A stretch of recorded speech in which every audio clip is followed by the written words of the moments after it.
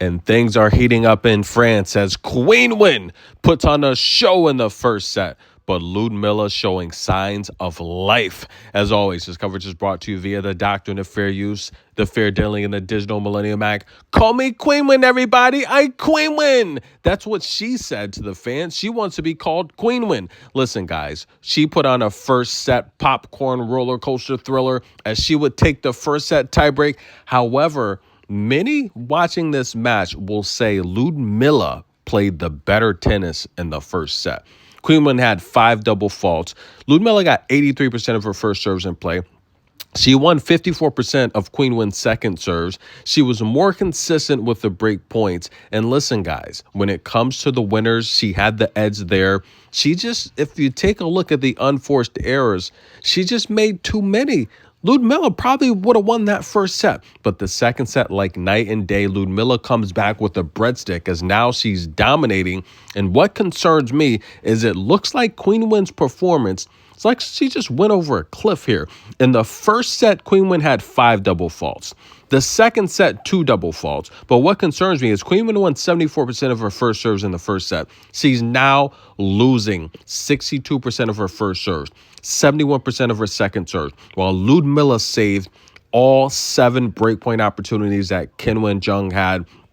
That is concerning to me because if Qinwen can't convert on these breakpoints, she's not going to win the match. Now, early on in the third set, ladies and gentlemen, Liudmilla again taking control with the forehand. But I want to talk about how Liudmilla, her mental toughness, she rarely shows signs of aggression. She rarely shows signs of frustration. She holds everything in. She's a very good poker player, i.e. Iga Swiatek saying she's not. Well, Liudmilla is. You never see her sweat under pressure. She goes to her bench. She closes her eyes. She meditates that inner zen. But listen, guys, she's attacking the deuce side. And we saw 3 players today struggle on the deuce side. Svitolina struggled on the deuce side, but found a way to win. Iga Swiatek struggling on the deuce side, but she's now forced the third set. And Zheng struggling on the deuce side. Liudmilla won that second set 6-1. But listen, guys, I think this match is far from over. Zheng, she's just got to serve better. So far in this match, she's got 7 aces, but she's given them all back through double faults.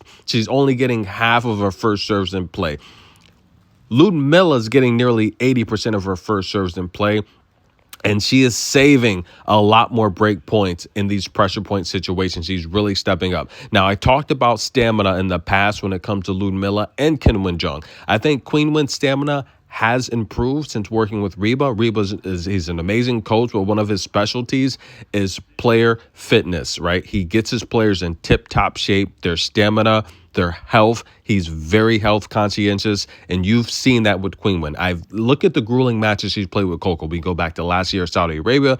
We go back to Rome. She's fixed her stamina issues. I don't have an issue with that. But if you take a look at Liudmilla, I do still think she gets tired. I've talked about that in the past. She is wrapped up, her elbows wrapped up, her thighs wrapped up, but she finds a way to mentally block out the pain. I think she blocks out a lot of her frustrations and her challenges, and you never see her sweat. I know she plays through pain, but she's that much of a warrior. This third set, I think, is going to come down to who has the most gas left in the tank. Both ladies have shown they could win points, put their opponents on the back foot, create these pressure point situations. Whoever has the stamina left in the tank, I think will win this match. And as I said previously, I think Zheng is headed towards the finals here. We'll see if she can pull this off, guys. Get your popcorn. Iga Swiatek on the move. We got Carlos Alcaraz and Ben Shelton.